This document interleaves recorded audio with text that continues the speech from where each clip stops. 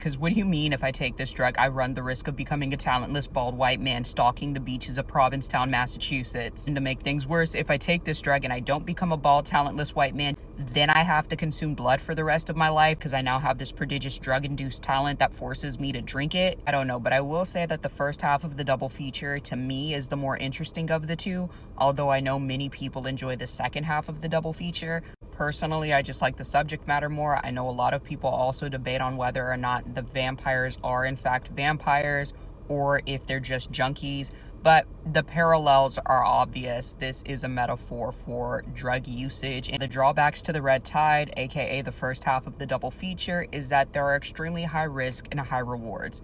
On one hand, like I mentioned, if you take the Muse pill, which was developed by the mysterious chemist, then you run the risk of discovering whether or not you have a genuine and true talent. There are many people who take these pills and they discover, sadly, that they are in fact as talentless as they feel. Perhaps that's why their careers don't take off the way they want them to.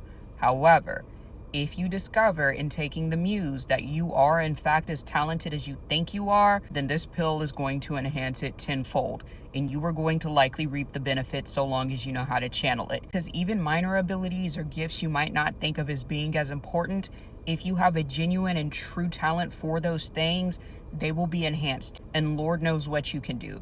There are many examples in the TV show of people like tattoo artists who find that they have this gift, and on the Muse, they become world-renowned tattoo artists or whatever it is that they find themselves having an acclamation for.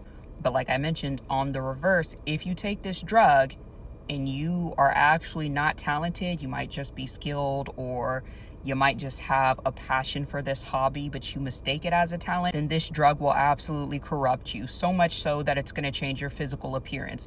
And that is why you're going to end up looking like this guy right here, this bald white man. I don't know why it happens, but it's just a side effect of the drug. So you can either take the drug and assume that you are genuinely as talented as you think you are, or perhaps just avoid it altogether. Because even if you do discover that this enhances your talent, your God-given gift, whatever it is, there is a major price to be paid for it. You must drink blood. Otherwise, you are going to deal with the side effects of it.